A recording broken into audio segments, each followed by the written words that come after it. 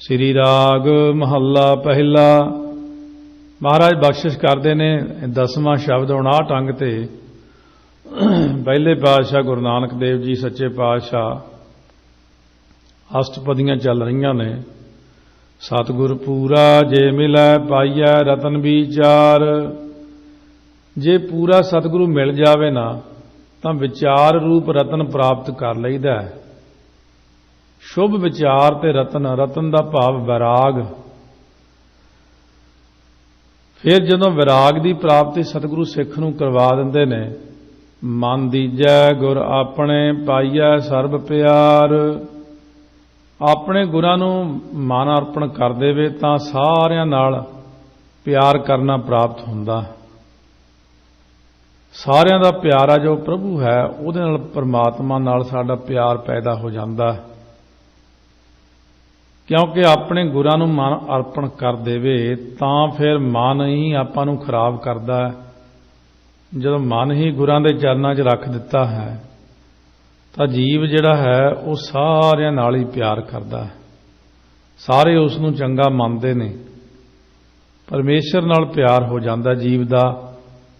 मुक्त पदार्थ पाइयै अवगण मेटणहार। परमेश्वर दा प्यार ही अवगुणां दे नाश करन वाला है।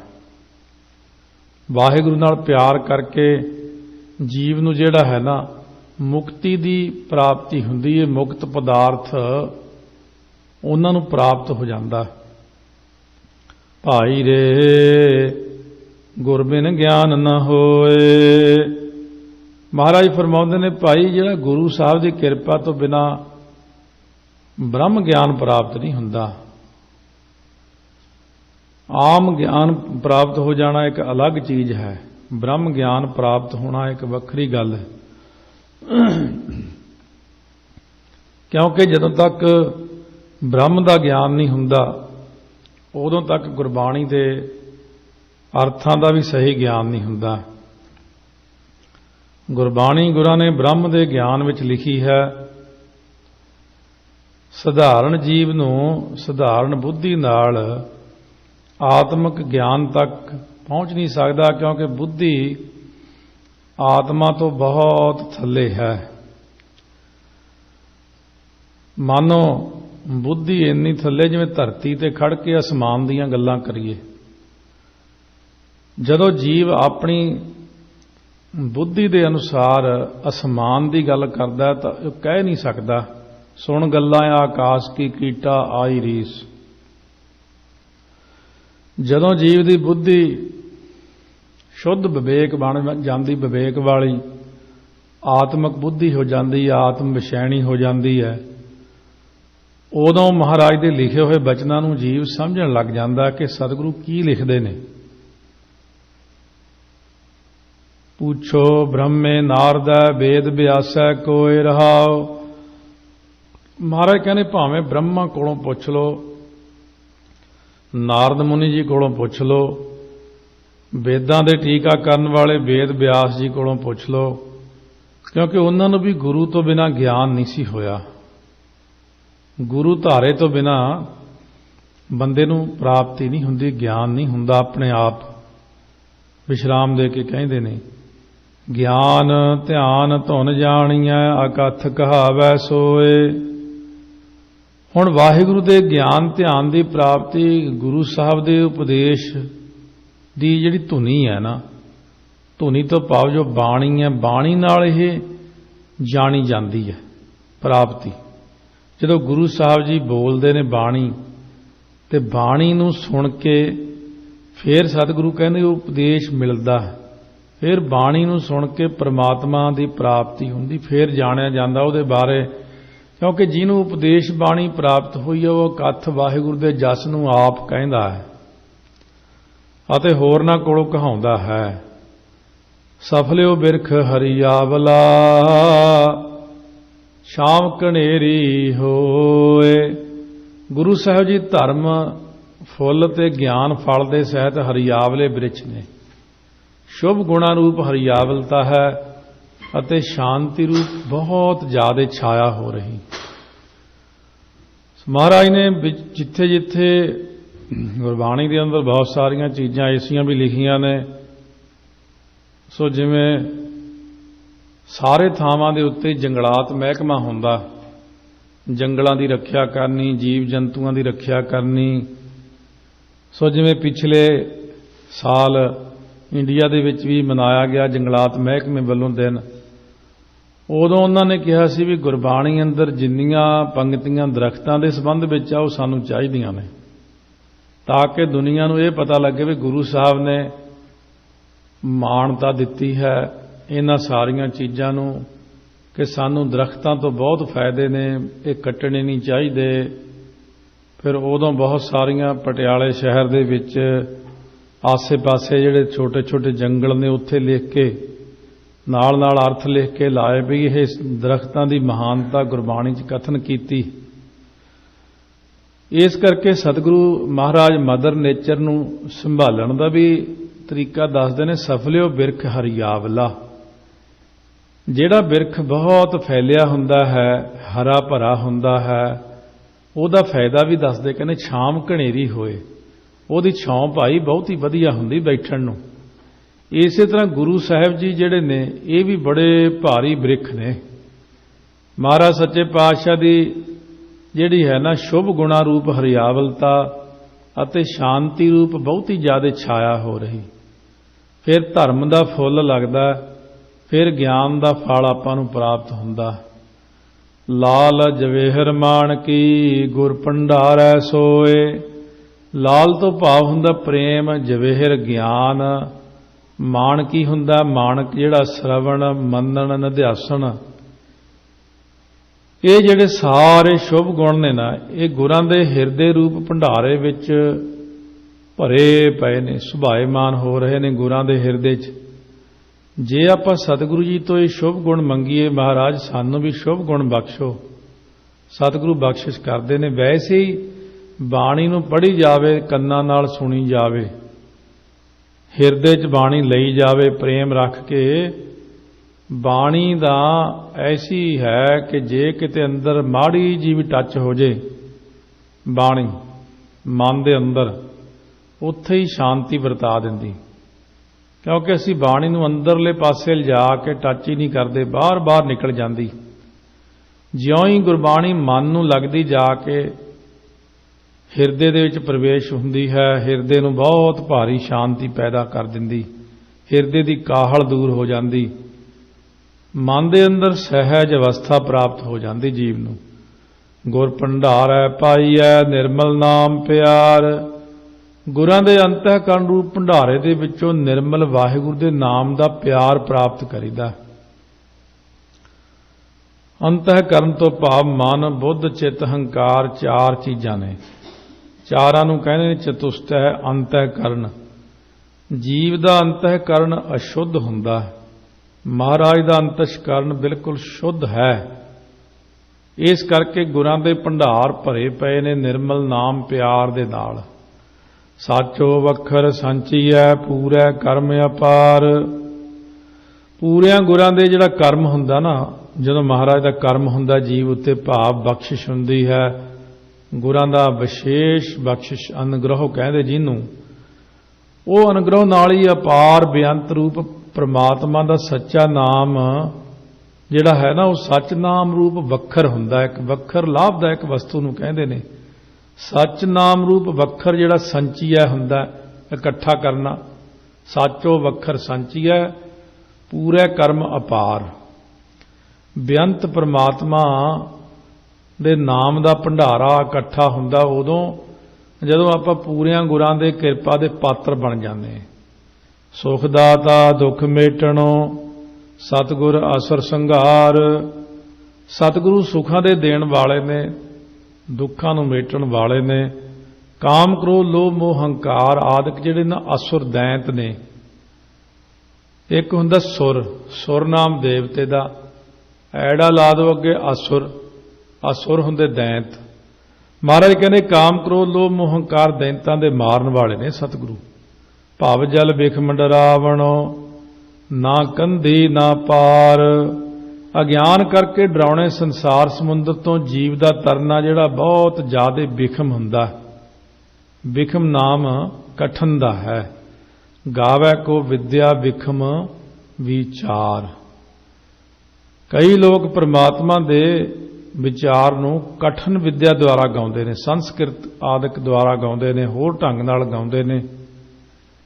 इसे तरह इत्थे विखम पाठ है, भवजल विखम डरावणों, बहुता ज्यादा डरावना संसार सागर, ना कंधी ना पार। क्योंकि यदि ना तो कोई उरला पासा उरार दी कंधी है, उरला किनारा, ना ही कोई परला किनारा नजर आउंदा आपां नूं। हुण डरावणे संसार तो तरन वास्ते ना उरला किनारा विराग ते ना परला किनारा ज्ञान, ये दोनों चीजें नहीं मिलदियां आपां नूं। कहंदे ने उरला किनारा चलो मान लो, ना उरार किनारा शरधा मिलदी है, ना आपां नूं परला किनारा मुक्ति मिलदी है संसार सागर तो तरन लई। हुण की करिए महाराज, ना बेड़ी ना तुलहड़ा, ना तिस वंज मलार। जीव दे पास ना तां आसा तृष्णा रूप नदी तो पार होण वास्ते भगती रूप बेड़ी है, संकल्पां विकल्पां रूप नालियां तो पार होण वास्ते बंदे दे कोल अद्वैत निश्चा होना चाहिदा, वो भी इहदे पास नहीं है। फिर इहदे कोल प्रेम रूप तुलहा भी नहीं है, ना जीव दे कोले वैराग रूप वंज है, अते ना ही गुरु रूप मलाह मिले ने। मलार तो भाव मलाह, वंज लंबा सारा एक 20 फुट लंबा 15-20 फुट लंबा बांस जिहा हुंदा, ਉਹਦੇ ਨਾਲ ਮਲਾਹ नदी चों किश्ती नूं पार करदे ने थल्ले ला ला के। सो इस तरह महाराज सच्चे पातशाह कहंदे अपने कोल तां कुछ भी नहीं, फिर जे गुरु नहीं प्राप्त होए तां सतगुर भै का बोहे था नदरी पार उतार। सतगुरु ही भै दा एक संसार समुंदर दा जहाज है। सो महाराज की करदे ने, बोहे था जिहड़ा हुंदा जहाज नाम दे के फिर अपनी किरपा दृष्टि नाल संसार समुंदर तो पार करते हैं, नाम दा जहाज दिंदे ने। कहने वाहिगुरु वाहिगुरु कर, ये वाहिगुरु कहण नाल किवें पार हो जावांगे जी, ये तां इन्ना समुंदर डूंगा है। महाराज सच्चे पातशाह कहंदे ने, कहंदे वाहिगुरु ने समुंदर बनाया, ये समुंदर किहने बनाया, ये आकाश किहने बनाया, ये दुनिया किहने बनाई। शब्द तो बनया सारा कुछ, ते पार भी शब्द नाल ही होना। आपां ने शब्द ज्यादा जबरदस्त हुंदा है, पानी उहदे बराबर कुछ भी नहीं। गुर का बचन बसै जी नाले, जल नहीं डूबै तस्कर नहीं लेवै, भाए ना साकै जल दे। महाराज कहने शब्द की ताकत जिहड़ी है ये सारियां तो उपर, क्योंकि शब्द नहीं 5 तत्तां की रचना कीती, शब्द ने माया की रचना की, तो फिर शब्द वड्डा है ना। इस करके शब्द की महानता नूं समझो। एक तिल प्यारा विसरै दुख लागै सुख जाए। महाराज कहने एक तिल जिन्ना समा भी जे परमात्मा भुल जाता ना, तो उसे वक्त ही दुख चिंबड़ जाते ने आके बंदे नूं, सुख चले ही जाता मन नूं। इस करके कहते ने हमेशा नाम नाल जुड़े ही रहो, जुड़े ही रहो, नाम नूं ना छड्डो। नाम ही साडा इस कलयुग दे विच अथवा इस समुंदर विच आधार है। जिहवा जलो जलावणी नाम ना जपै रसाए। महाराज कहते ने हुण जिहड़ी जबान साडी है ना, एक रस हो के रच मिच के तदाकार हो के एक रस प्रेम नाल नाम नहीं ना जपदी, कहते जिहवा सड़ जावे, क्योंकि जलावणी वो साड़ने जोग है। ऐसी जुबान सा रसना जल जाओ जिन हर का नाम विसारिया। सा रसना जल जाओ जिन हर का सुआव न पाया। रसना जपै ना नाम तिल तिल कर कटिया। हरिहां जब विसरै गोबिंद राय दिनों दिन कटिया। यही सब तो पहला ही इस शब्द की व्याख्या रसना जपै दा नाम तिल तिल कर कटिया। संत बाबा अतर सिंह मस्तूआणे वाला ने जिहड़े पिंडां दे विगड़े हुए मुंडे रात नूं भंगड़े पाउंदे सी, तो महापुरख समाधि ला के बैठदे, समाधि खराब करनी। कहन लगे भई चंगियो तुसी पिंड दे परले पासे जाके अपना काम जा करया करो, मैं इधर बैठ के रात नूं भगती करदा, परमात्मा दा नाम लैना। उस वक्त तो मन चले जे कहन लगे असीं नहीं हटदे, जां तां तुसीं साडे नाल रल जाओ जां सानूं अपने नाल ला लो। एक कहंदा महापुरखां ने फिर कहा चंगा बजाओ ढोलकी लियाओ, इधर दिओ ढोलकी मैं बजाउणा, चिमटे छैने तुसीं बजाओ। सब तो पहला महापुरखां ने पंक्ति दे अर्थ गा के उन्हां नूं सुणाए सी। रसना जपै ना नाम तिल तिल कर कट्टिए, जे तू नाम ना जपेंगी जेबा मेरीए तिल तिल कट्टी जावेंगी। जदों उच्ची गाया इस अर्थ नूं तां ਉਹ भगती करके भगती वाले दा विराग त्याग ਉਹਦੀ आवाज़ विच जो दर्द सी ਉਹ ਉਹਨਾਂ ਦੇ दिल 'ਚ चलिया गया। सारी रात महापुरख इसे तरह ही ਉਹਨਾਂ ਨੂੰ पढ़ाउंदे रहे, क्योंकि बाणी ਦਾ ਤਾਂ ਉਹਨਾਂ ਨੂੰ पता ही नहीं सी कि बाणी ਹੁੰਦੀ ਕੀ है। आज वार्तक रूप ਦੇ ਵਿੱਚ ਗਾਇਨ ਕੀਤਾ ਜਦੋਂ उस वक्त ਉਹਨਾਂ ਨੂੰ ਇਹਨਾਂ ਲਾਈਨਾਂ ਦਾ ਪ੍ਰਭਾਵ ਪੈ ਗਿਆ। ਇਸ ਤਰ੍ਹਾਂ ਜਦੋਂ ਮਹਾਂਪੁਰਖਾਂ ਨੇ ਸਾਰੀ ਰਾਤ ਹੀ ਮਨ ਨੂੰ ਇੱਕ ਤਰ੍ਹਾਂ ਦਾ ਦੀਵਾਨ ਲਾ ਦਿੱਤਾ, ਉਹਨਾਂ ਦੇ ਬੱਚਿਆਂ ਦੇ ਮਨ 'ਚ ਵਿਰਾਗ ਪੈਦਾ ਹੋ ਗਿਆ। ਫਿਰ ਉਹਨਾਂ ਪਿੰਡਾਂ ਵਿੱਚੋਂ ਭੰਗੜੇ ਪਾਉਣੇ, ਮਸ਼ਕਰੀਆਂ ਕਰਨੀਆਂ, ਚੰਚਲਤਾਈਆਂ ਸਭ ਹਟ ਗਈਆਂ। ਤਾਂ ਸਤਿਗੁਰੂ ਮਹਾਰਾਜ ਸੱਚੇ ਪਾਤਸ਼ਾਹ ਕਹਿੰਦੇ ਰਸਨਾ ਜਪੈ ਨਾ ਨਾਮ ਤਿਲ ਤਿਲ ਕਰ ਕਟਿਐ, ਹਰ ਹਾਂ ਜਬ ਬਿਸਰੈ ਗੋਬਿੰਦ ਰਾਏ ਦਿਨੋਂ ਦਿਨ ਘਟਿਐ। ਘਾਟ ਬਿਨਸੈ ਦੁਖ ਅਗਲੋ ਜਮ ਪਕੜੈ ਪਛਤਾਏ। ਜਿਸ ਵੇਲੇ ਘਟ ਹੁੰਦਾ ਸਰੀਰ ਨਾਸ ਹੁੰਦਾ ਨਾ ਅੰਤਮ ਸਮੇਂ ਤੇ, ਹੁਣ ਜਮਦੂਤ ਨੇ ਆ ਕੇ ਫੜਨਾ ਹੀ ਫੜਨਾ, ਤਦੋਂ ਫਿਰ ਬਹੁਤ ਦੁੱਖ ਭੋਗਣ ਲੱਗਿਆਂ ਪਛਤਾਉਂਦਾ। ਹੁਣ ਆ ਮਸ਼ਕਰੇ ਲੋਕ, ਚੰਚਲਤਾਈ ਵਾਲੇ ਨਾਸਤਕ ਲੋਕ, ਮਨਮੁਖ ਲੋਕ, ਅਵੈੜੇ ਲੋਕ ਕਹਿੰਦੇ ਜਮਦੂਤ ਨਹੀਂ ਹੁੰਦਾ, ਐਵੇਂ ਗੱਲਾਂ ਬਣਾਈਆਂ। ਜਮਦੂਤ ਮਰਨ ਤੋਂ ਪਹਿਲਾਂ ਆਉਂਦਾ ਹੀ ਨਹੀਂ, ਕਦੇ ਦਿਖਦਾ ਨਹੀਂ। ਉਹ ਦਿਖਦਾ ਹੀ ਸਿਰਫ ਮਰਨ ਵੇਲੇ। ਜਦੋਂ ਆ ਜਾਂਦਾ ਕਹਿੰਦੇ ਇਹ ਤਾਂ ਸੱਚੀ ਆ ਗਿਆ, ਵਾਕਈ ਤਾਂ ਹੈਗਾ। ਫਿਰ ਜੀਵ ਨੂੰ ਮਹਾਰਾਜ ਕਹਿੰਦੇ ਦੁੱਖ ਹੁੰਦਾ, ਪਛਤਾਵਾ ਹੁੰਦਾ। अब पछताए क्या बना जब चिड़िया चुग गई खेत। क्योंकि शरीर दे बिनसन लगिया इनू बहुता दुख हुंदा, जिस वेले जम फड़दा उदों फिर पश्चाताप बड़ा करदा, बहुत गलती कर ली, ये तो सच्चियां गल्लां सी, मैं मंनियां ही नहीं। मेरी मेरी कर गए तन तन कलत ना साथ।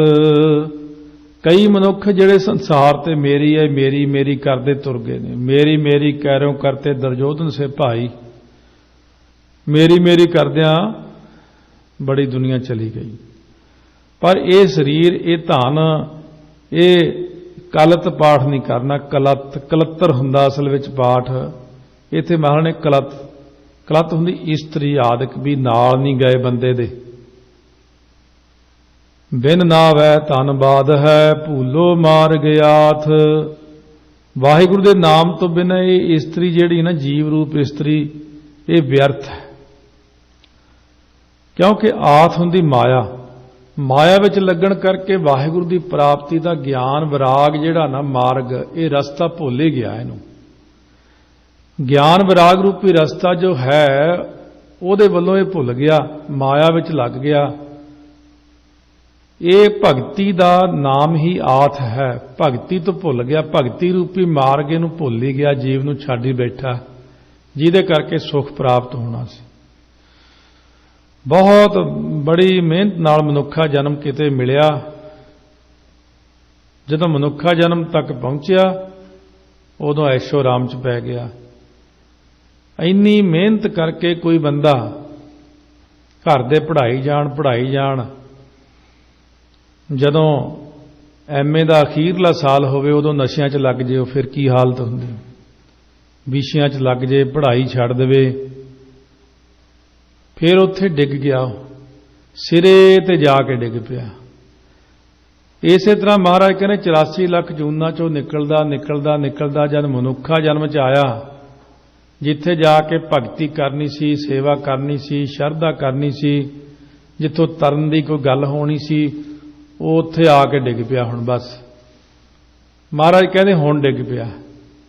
जिथे जाके परमात्मा का नाम जपना सी, सेवा करनी सी, उत्थे नशियां च, विषयां विकारां च, माड़े कम्मां च, निंदा चुगली च मनुखा जन्म खराब ही कर लिया अपना। बड़ी मुश्किल नाल मिलिया सी यह। साचा साहिब सेवी है, गुरमुख अकथो काथ। महाराज कहने ने कि गुरां दे द्वारा, गुरमुख तो भाव बहुता अर्थ यही आउंदा गुरां दे द्वारा। गुरां द्वारा सच्चे साहिब नूं सेवना करो सतगुरु दे राही, अते अकथ परमात्मा की कथा नूं कथन करो। अकथो काथ। आवै जाए भवाईऐ, पया किरत कमाए। मनमुख बंदे आने जाने भाव जन्म मरण विच घुमाए जाते परमात्मा वालों। प्यार है जन्म मरण विच। बड़ी किरपा नाल तैनूं मनुखा देही जो बहुत कीमती है, जिहदी कोई कीमत ही नहीं जिस देही दी, वो दित्ती सी परमात्मा ने फ्री फंड च। इहने चुक के देही नूं लाता माड़े पासे। इहने स्वाद लैण वास्ते देही नूं लाता। किरत जिहड़ी सी कमाए तो भाव कीती हुई कमाई दा फल जो पाउणा होया। इस करके सतगुरु महाराज सच्चे पातशाह कहंदे ने कि आवै जाए भवाईऐ, पया किरत कमाए। पूर्व लिखिया क्यों मेटिया, लिखिया लेख रजाए। पूर्वले जन्म विच कीते हुए कर्मां दा फल भुगतण वास्ते परमात्मा ने जो हुण लेख लिख दिता, वो लिखिया हुआ लेख फल भोगे तो बिना किवें मिट सकदा। भोगे बिन भाग्य नहीं कर्म गति बलवान, लेख ना मिटे हे सखी जो लिखिया करतार। सतगुरु महाराज कहते ने कक्का कारण करता सोऊ, लिखियो लेख ना मेटत कोऊ।